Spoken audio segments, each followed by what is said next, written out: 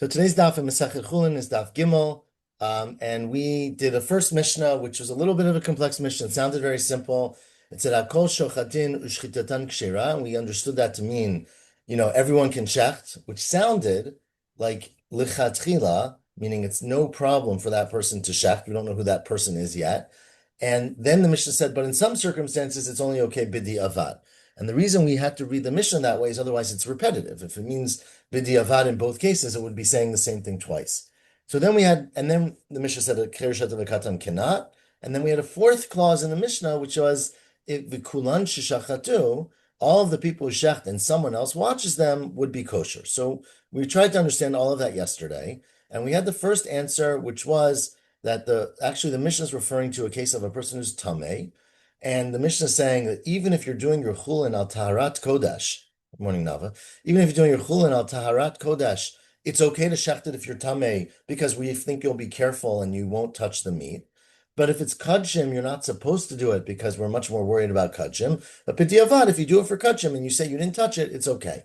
And then the Mishnah continues and says, which is a little bit of a non sequitur, cher shata v'katan can't shecht at all. And then the fourth part is, but going back to the beginning, if the person who shechted is not there, so we can't ask them if they touched it, but other people saw them, it's not a problem because the other people who saw them will verify, if they can verify, that they in fact did not touch it.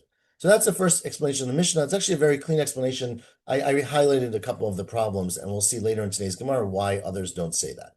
But Abaya now, 6 lines down from the top of Daf Gimel Amud Aleph, Abaya says, I have a whole other explanation.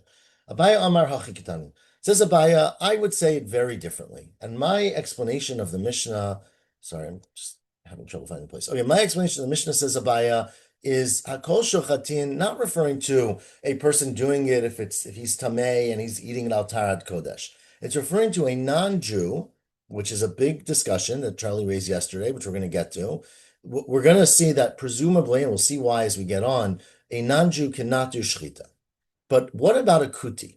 Right? So a kuti, which usually we translate as a Samaritan, I don't know the connection of those two words, but remember that the kutim are someone we talk about throughout the Gemara, and the kutim are essentially non-Jews, they clearly were non-Jews, who were imported in some, empire conquering, we say Sancheiriv, or whatever it was.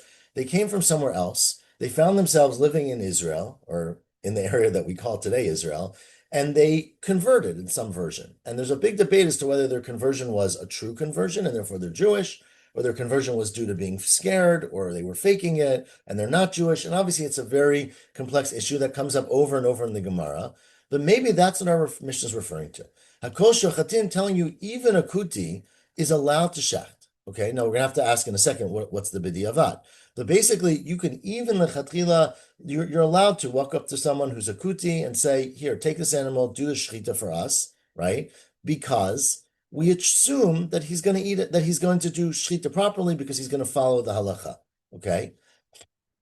Now, that's only true, but medvar memurim, when is it true that lechatchila you can give it to a kuti to shecht, kish Yisrael made al gabav? If there's a Jew who's watching them, right, standing on top of him, meaning he has constant supervision. But if the Jewish people, the non-kutim, or the regular Jews are walking in and out, meaning they come in but they don't necessarily stay there, then lo yishchat. Then we'd rather that a kuti does not do shchita because we're afraid that they're going to make it treif. But that's the first part of the Mishnah. So it's okay to do it if you're standing there.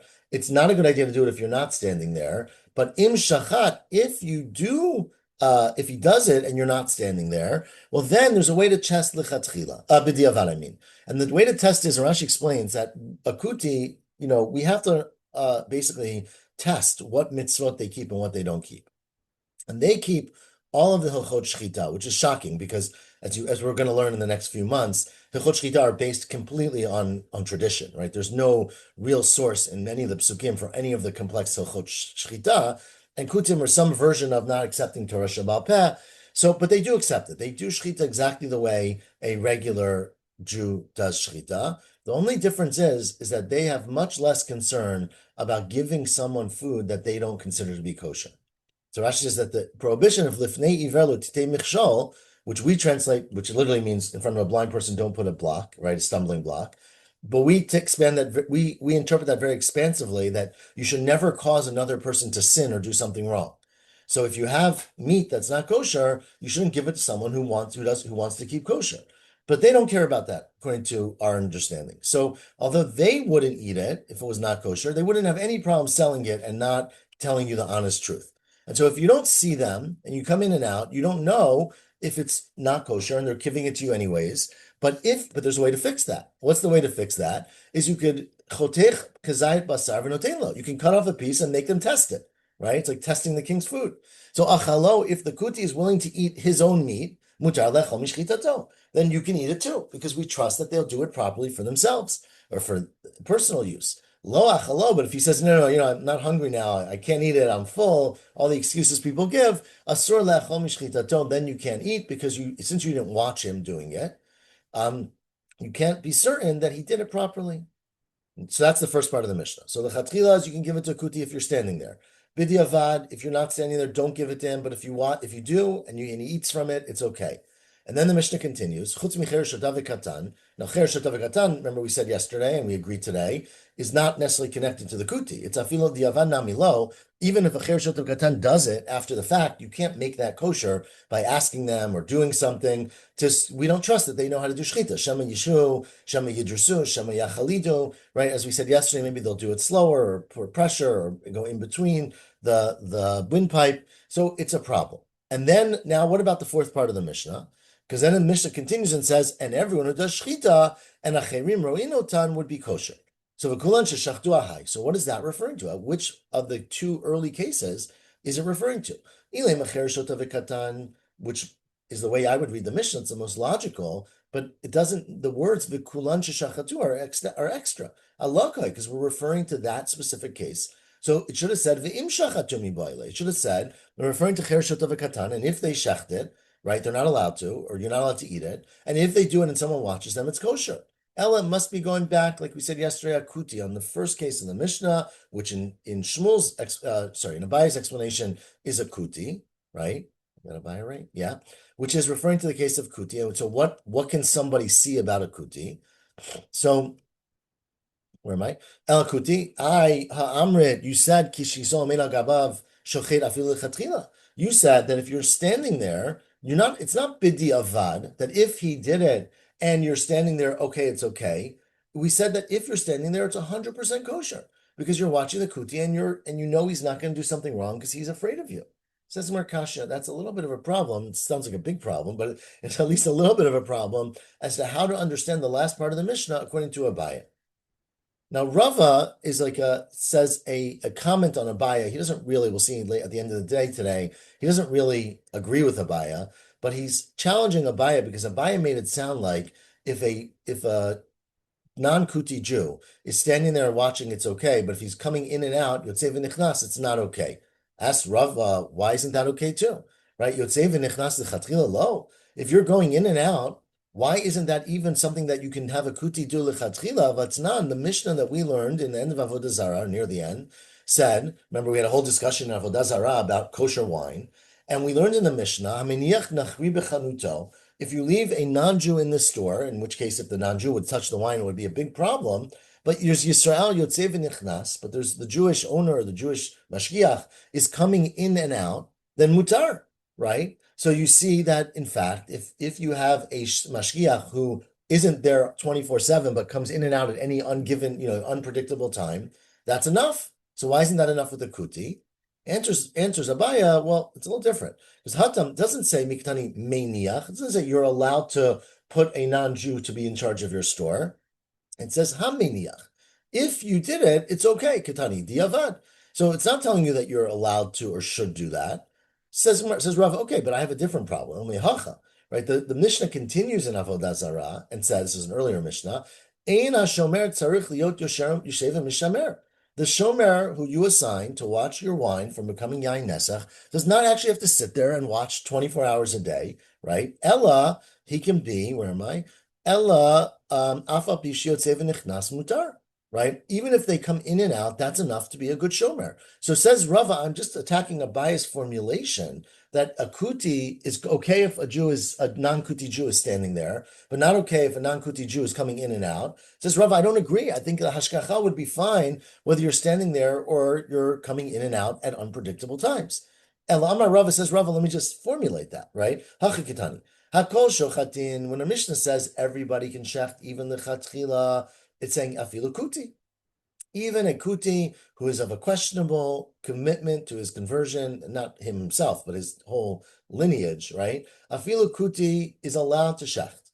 Why? Or not why, but when? B'medvar memurim, when do we allow kuti to do it lichatchila? Kishi Yisrael yotzei v'nichnas. If a Yisrael is known, kuti knows, someone, Mashiach is coming in. And then, of course, he's scared to do it inappropriately, and we trust he's going to do it properly. So that's the chatchila. Aval, continues the Mishnah, or the case in the Mishnah. If you don't tell the kuti, bo matzo sheshachan, you walk into the store and there's a kuti standing there with the cow and it's shechted and you came after the fact.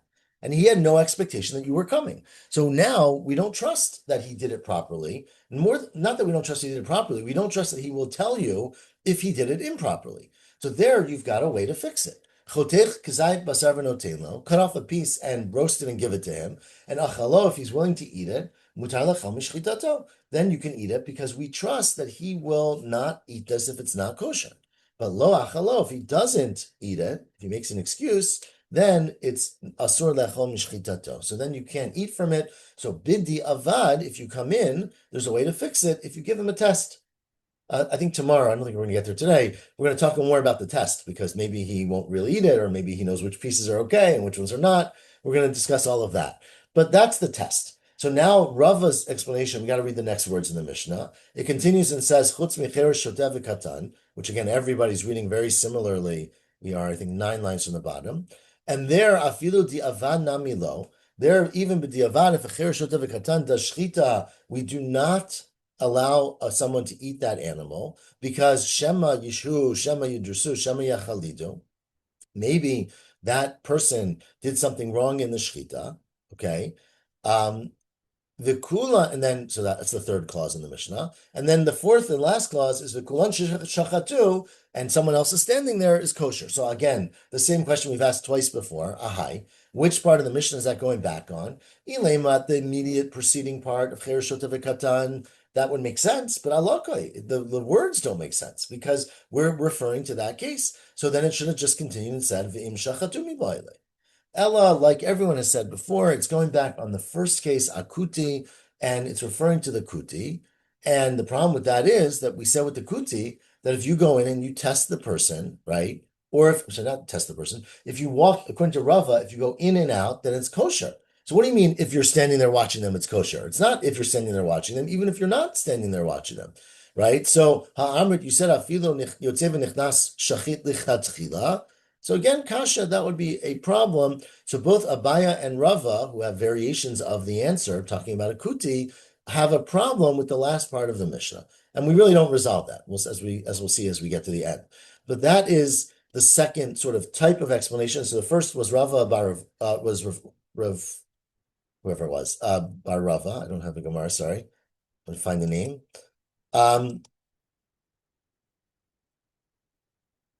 I can't find it right now. Okay, we'll get there. But the first was the first shot. We're going to go with that. And then Abaya and Rava both have an explanation. This is referring to a kuti who is reliable to do shchita, right? But is not reliable basically to tell you if they did their shchita wrong. And so if you're watching them, or either by standing there or coming in and out, then it's fine. Then in lichatchila, a kuti can work in the slaughterhouse and be the shochet. Not a problem. Was it Acha? Acha de Berava? Ravacha Brei de Rava, thank you. Okay. I just don't have a where I can flip back and forth because I'm online. But thank you. So that was the first answer, Ravacha Brei de Rava, which was the answer that is talking about Chullin and you're doing it al Tarad Kodesh, and the Chatchila you can do it, but b'diavad if it's a carbon, you're not allowed to. So that was the first explanation, which was very good. We'll see why some people don't like it. Rava and Abaya, or Abaya and Rava, have another explanation that's referring to kuti. Says Rav Ashi now, 4 lines from the bottom of Daf Gimel Amud Aleph. I've got a third slash fourth explanation of our Mishnah. And that is talking not about a kuti, but about a Yisrael Mumar. So says Rav Ashi, Hachi Katani, Hakol Shochatin, everyone is allowed to shech, even lechatchila, even afilu Yisrael Mumar, even a Jew who's either not a kuti, so like a regular convert or a born Jew, either way, a regular halachic Jew who becomes a mumar, who stops following the commandments. So they don't follow the principles, so they're not reliable, but they're allowed to do shchita. Says, well, what are they a mumar lamai? Meaning, what is their level of violation of the commandments? If it's la'achon nevelot l'te'avon, says, and this is the answer. Sorry, it's la'achon nevelot l'te'avon. A person who eats nevela, eats non-kosher meat because he's hungry, meaning this is a person who follows the halachot. But if they're stuck somewhere and the only meat that's available is McDonald's, they'll eat McDonald's, right? Or whatever, because they're hungry. McDonald's, yeah, that's a good example. I guess that's nevela, right? There's also basar b'chalav there, but let's just stick with the nevela. So this is a person who is not scrupulous about following halacha if they are in a pinch. Right, and the other kind of mumar that we talk about is a mumar lahachis. Right, they are violating the commandments because they don't trust God, they don't love God, whatever. They don't want to go with the Torah. This is not a person like that. He is a situational mumar. If he's hungry and there's no kosher food, he'll eat not kosher food. But in this case, Kedarava. Damar Rava, because Rava has said that a Yisrael mumar te'avon, a person who's a Jew who is I don't know how you translate mumar, but he does not follow the halachot. Right? Transgressor is what this says. He breaks the halachot, right? And he eats nivelot l'te'avon. So then said Rava, turn to Daf Gimel and Bet. Try to figure out how to do that here. There we go. Turn to Daf Gimel and Bet. Bodek sakin v'noten lo. In fact, what you can do is you can check the knife before he does shchita and make sure the knife. Remember, we're gonna talk a lot about how the knife has to be very smooth and no holes in it and no lines in it, so the shchita is okay. So you don't trust that he's going to put in the effort to check the knife because it's a lot of work. But you can check a knife, make sure it's okay, give it to him, and then watch him. Maybe not watch him. Let's see what happens. Let him do shchita. Umutar lecha mishchitato, and you can eat from his shchita. So even though he's a mumar, you don't think he's doing it on purpose. If you give him the tools to do the mitzvah, he'll do the mitzvah. And so give him a good knife, and you can trust his shchita.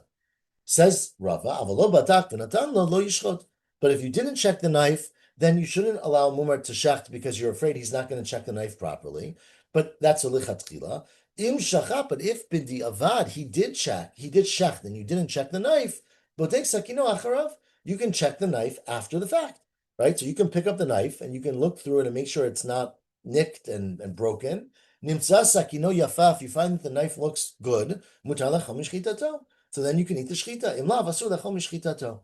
So that's the lichatchila b'diavad, that if you check the knife and give it to a mumar, lichatchila, let him work in the slaughterhouse and be the shochet. But if you didn't check the knife, don't let him do it because you don't trust he'll do it. But if b'diavad you didn't check the knife, then you can check after the fact. And then continues the Mishnah now. This is, again, Rav Ashi's pshat. Obviously, cher shot v'katan is excluded from shchita because shema yishu, shema yidrusu, shema yachalidu. Maybe they'll do it wrong. And then again, as we get to the problem we've had every time, the fourth problem, the fourth part of the Mishnah, is the kulan sheshachatu. Ahai, what's that referring to? So, if it's referring to the immediately preceding case, then you're talking about that case, and we shouldn't have said v'kulan sheshachatu. We should have said v'im shachatu mibayle. If these people who we just said you can't do it, then it's okay if you watch them. Ella, we're referring back to Yisrael Mumar, referring back to the first case of the Mishnah of the Yisrael Mumar, where we said if you give him a knife that's kosher, it's fine to do it. If you don't, he shouldn't do it, but you can check afterwards. So then I don't understand what Acherim Rono has to do with anything. If you check the knife and gave it to him, you said you can check lechatchila. Ella de lo badak. It must be where you didn't check the knife. So there we said, what do? You check the knife after the fact. So what does that have to do with anyone standing on top of him? Answers Rav Ashi, the case is, of course, if the knife is there, ide ite lesakin livdike hashta. Of course, if you have a sakin here, then you check it right now. Ide leta lesakin, but what you're proposing is that the knife is not here, but someone was watching him and said everything looked okay. It says the Gemara, what do you mean everything looked okay? You can't check the knife. If someone else is watching him shecht, that's very nice, but Dilma Bisakim Paguma Shachet. Maybe he used a broken knife. Kasha, so that's a problem. This is a slightly smaller problem, I think, at least, because at least you could say I watched it, it was happening, it seemed to go normal. It wasn't like, remember, for Sakin is Pagum, we worry that it's going to catch the skin and nick a little bit and not do it properly. So potentially a person can say, I saw it looked okay, but the reality is that we are a little bit stuck because we said if you check the knife, it's good. If you don't check the knife, someone standing there does not seem to be exactly the equivalent of checking the knife. So that, anyways, is the third pshat, or if you count the Abai and Rava separately, the fourth pshat in the Mishnah. Ravina says, I've got one more pshat, just so you guys don't think there's no limitations on these pshatim. Says Ravina, Hachikatani. My explanation is that really it depends on the expertise of the shochet. And when it says Hakol Shochatin, it's saying not everyone can shecht. Let's be very clear.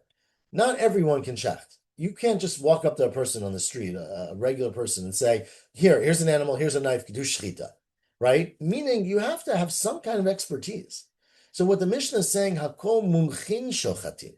Everyone who's an expert in doing shchita, they pass the test, right? You sit down and say, like all of us are going to be after Daf Yomi of Chullin, right? You pass the test of how you do shchita, what's prohibited, how you hold the animal, how you hold the knife.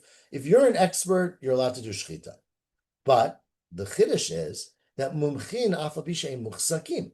If you're an expert, even if you don't have a chazakah, that you've done this many times, right? So obviously, when you look at people there's different levels of accreditation, perhaps we put it. One is, as we'll talk about in a second, you're an expert, which means you know all the rules. The other is that you're experienced, right? That you've done this 50 times, right? In my fields, we do oral boards and we do, written boards. Like you see someone do it, right? And you see someone talk about it. And those are very different things. And some people are very good. They can, they've done this process 100 times, but if you ask them to explain it, they couldn't do anything to explain it or talk it through. They just know by feel or by experience. And obviously the opposite could be true too. You can know all the rules, but have never done it, right? So what our Mishnah is saying is that as long as you're an expert, you're allowed to do shchita even if you don't have a lot of experience. And here experience really refers to, as Mar's going to say in a little bit, the fact that you can know everything you want, but when you're holding a 5,000-pound animal that's gushing blood, sometimes your memory goes out the window, right? And you get a little faint, as the Gemara puts it. And so you have to build up a little bit of familiarity with this in order to really do it properly. But the Mishnah is saying you don't have to worry about that. When is it true that a person can shecht l'chatchila sheyodin bo sheyodei lomar hilchat shchita, where we know that he knows all the rules? But if we don't know, a person walks into town and they say, I'm a shochet. And it's like, how do we know you're a shochet? So then lo yishchot. If you haven't yet passed the test and got the certification, you shouldn't do shchita. But if you did, im shachat, well, then we can test you, right? Botkinoto after the fact. And we could say, well, let me see if you really know. Im yodea lomar hilchot shchita, then this person can then tell you the rules. You assume that he knows the rules, or he knew them then, and you can eat the shchita. So that is lechatchila and b'diavad. Lechatchila, a person who knows the rules is allowed to shech even if he doesn't have great experience. If he doesn't have it. But b'diavad, if you don't know if he knows the rules, don't ask him to shech. But if he did, you can test him. And then we continue chutz micher shotav katan, which of course is the case that everyone agrees about, which is, I don't really know where our place is, but somewhere around, I don't know, right near Tosva Deleta Kaman, right to the left of that. Maybe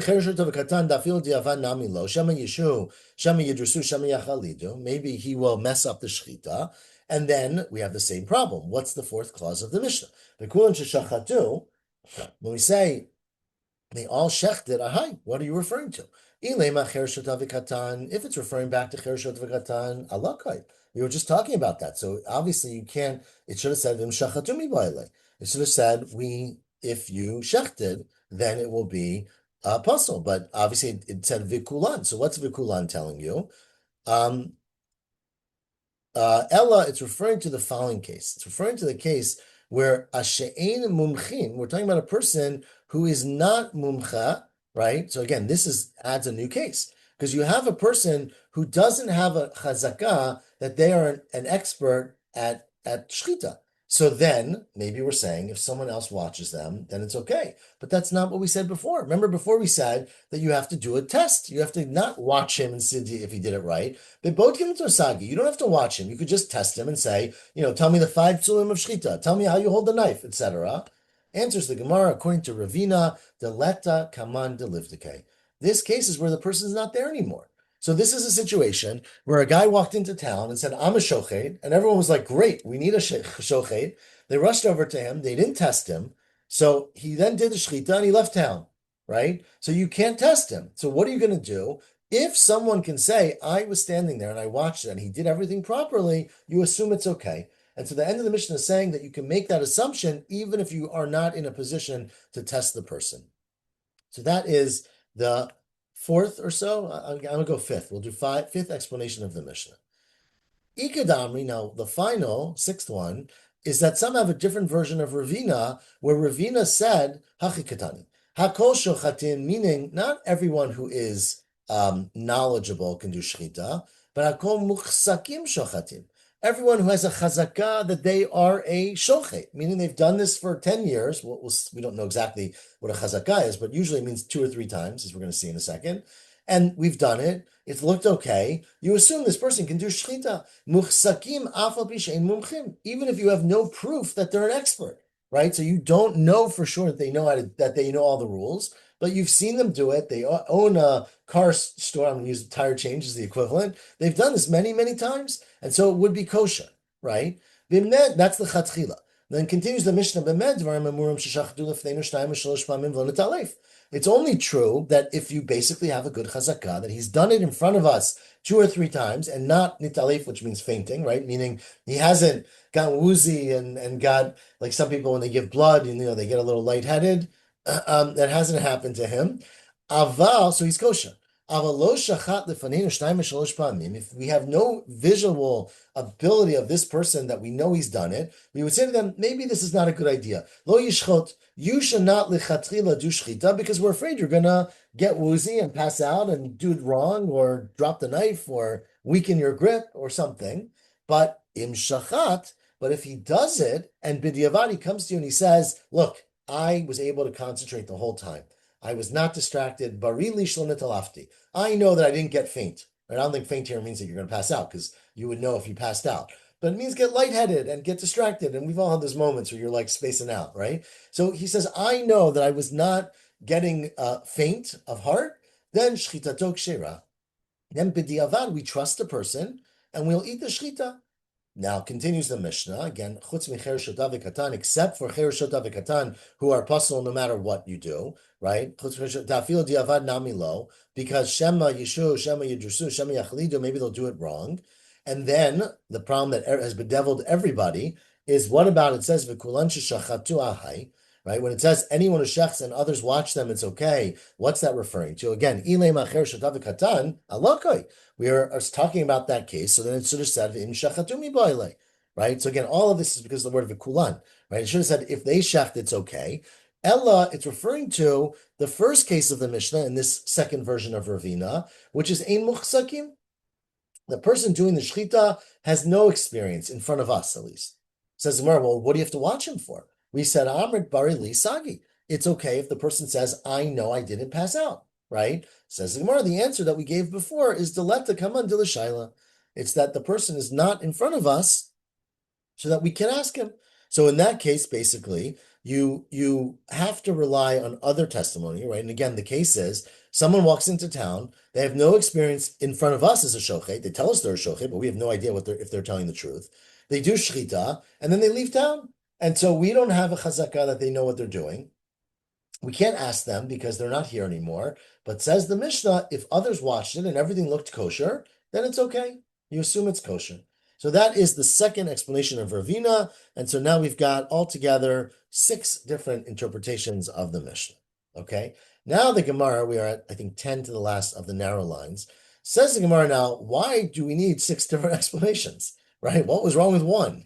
So says the Gemara, well, Ravina, who was the last 2, basically, and Rabba Bar Ula, who was the first, right? Ki Abaya v'Rava Rav Ashi lo Amri. They dismissed the explanations of Abaya, who said it was talking about where it's a kuti and someone's standing on top of him, or Rav who said it's a kuti and someone's coming in and out, or Rav Ashi who said it's a Yisrael Mumar. All of those, they don't like any of those three pshatim, mishum dekashilu v'kulan, right? Because the words of the kulan were problematic in all three of those pshatim. We left with an open question. What is the last part of the Mishnah referring to, according to Abaya Rava and Rav Ashi? So that's why they didn't like those pshatim. Now, Kulu Kirabba Bar Ula Amri, the other five, basically, or other four plus, did not say like Rabba Bar Ula. Remember the first pshat, which I think we learned yesterday, was a great pshat. It was referring to a person doing chulin al tarat kodesh. So you're treating your chulin like kodesh, and we said it doesn't matter if you're tameh, use a long knife, and if it's karban, you shouldn't do it. But if you do it b'diavad, it's kosher if you didn't touch it, right? They don't like that pshat because, as we said yesterday, it's a repetition of what was said in Zvachim already. We already said this in Zvachim. So we said yesterday, why did we say it here, right? So remember, we came out yesterday. The one explanation was that Chulin's the main source of this, and Kachim is Agav. Well, they don't like that pshat because Adarab Hatamikar. Really, we think the source should be in Zvachim because the Bekachim Koi. And therefore, it's talking about Kachim, and so we don't really need a Mishnah in Chulin to tell me a halacha that we already learned in Zvachim. So that's why they don't like Rabba Bar Ula. Now, Lahach Lishon Damar Hatamikar. Right now, according to the other explanation, that in fact Rabbi Bar Ula was saying the main source is really in Zvachim, but we still want to say it in Chulin because Hacha Aidi de Tana Tamei Bechulin Tananami Tamei Bemuktashim. Right? Since we wanted to talk about a Tamei person using a knife Tamei person shechting Chulin that you're doing al Taharat Kodesh and saying it's okay, we also want to mention that you're not supposed to shecht a karban. Tananami Tamei Bemuktashim says all these other Manda Amrim. In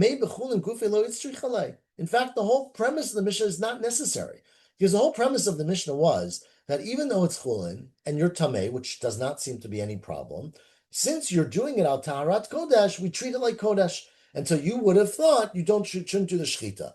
Say all these other amoraim chulin shenasa al taharat kodesh lavke kodesh tamu. There's no such thing. You're basically practicing. You're doing chulin al taharat kodesh. It's not really like Kodesh, and you don't have to worry about it. It's not even a chiddush to tell me that you can shech lechatchila. There's no reason to think you couldn't.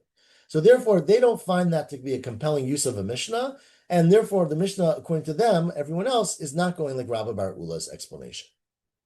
So that is why, again, we got Rabbi Bar Ula, Abaya and Rava, and Rav Ashi. Now, why did the other people say like Ravina, right? Ki Ravina lo Amri. Now remember, Ravina has two versions. One is where we're talking about a mumcha, where a person's an expert, but they're not necessarily experienced, right? And the other is the opposite, where they're muchzak, they're experienced, but they're not necessarily a mumcha.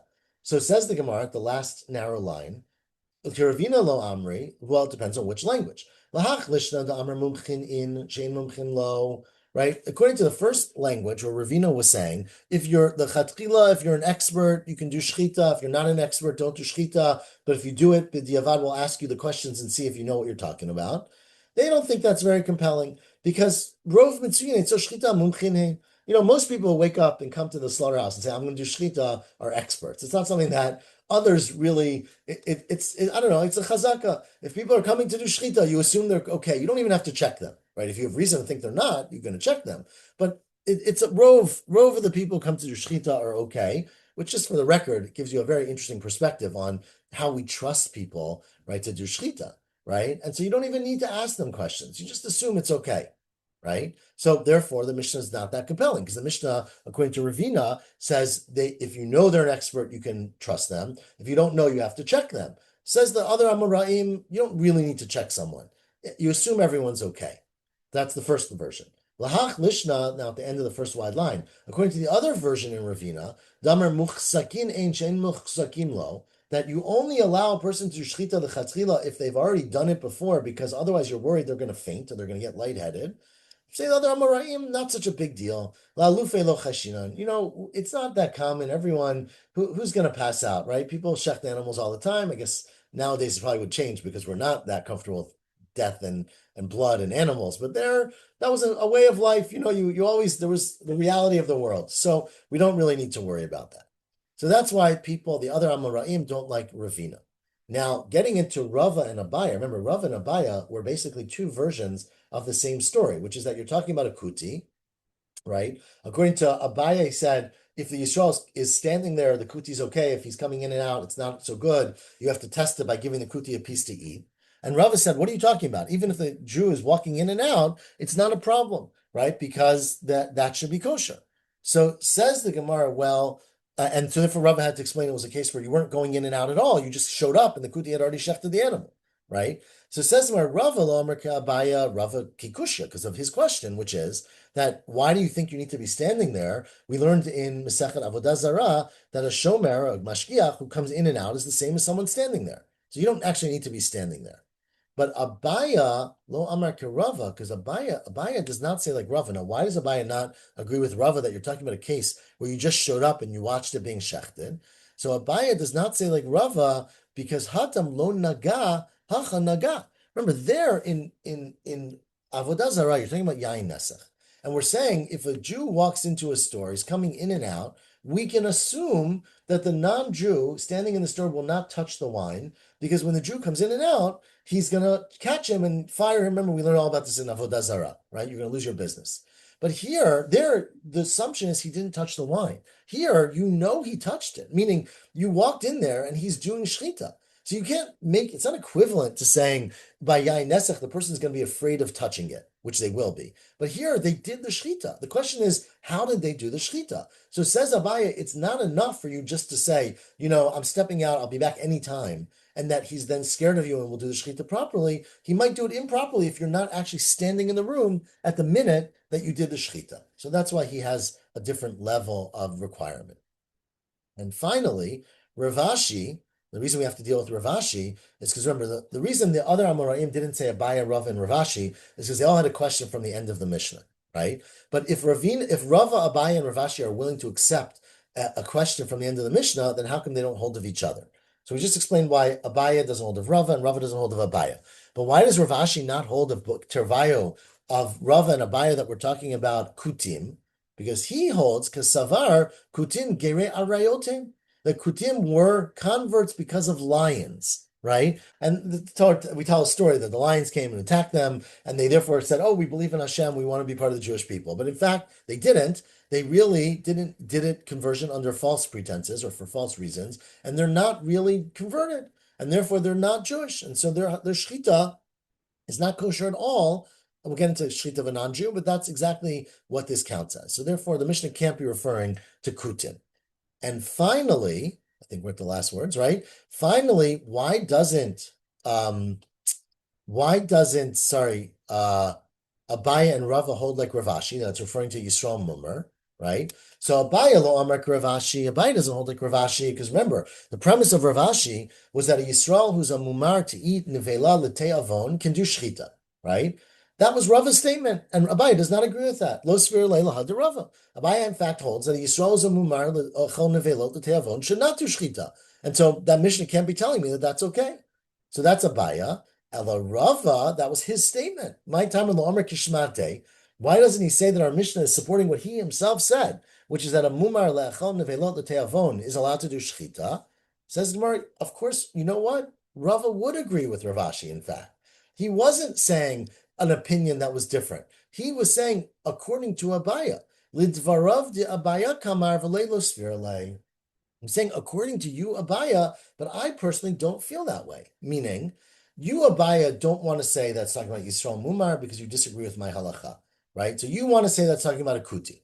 But and fine, says Rava, that's a fine shot, Abaya. But if you're talking about a kuti, you don't need to be talking about a case where the kuti is where the Yisrael is standing on top of him. You can talk about a case where the Yisrael is Yotzei v'nichnas, they come in and out. And so that's all about Rava was saying, that according to you, Abaya, it should be Yotzei v'nichnas, but I actually don't think you need a kuti at all, because I agree with the pshat of Rav Ashi that it's talking about a Yisrael Mumar, and the Mishnah is telling us that lichatchila, it's no problem. A Yisrael Mumar lechon nevelot l'tei avon can do shchita, right? Don't worry about it. Give him, now, when is it okay? If you check the knife. Right? So if you check the knife and hand it to him, it doesn't matter that he sometimes eats not kosher out of the house, right? But if you didn't check the knife, then he shouldn't do it. And if he did, you can check the knife afterwards and everything will be okay. That is, so hopefully go home and review the 6 different explanations in the Mishnah. And see, I told you Chullin was easy, everyone said, and we will continue the first parak. Everyone have a wonderful week. God willing, we'll pick it up there tomorrow, and I'll see you on Motzei Shabbat. Thank you. Yasher Shabbat Koach. Thank you, Shavua Tov.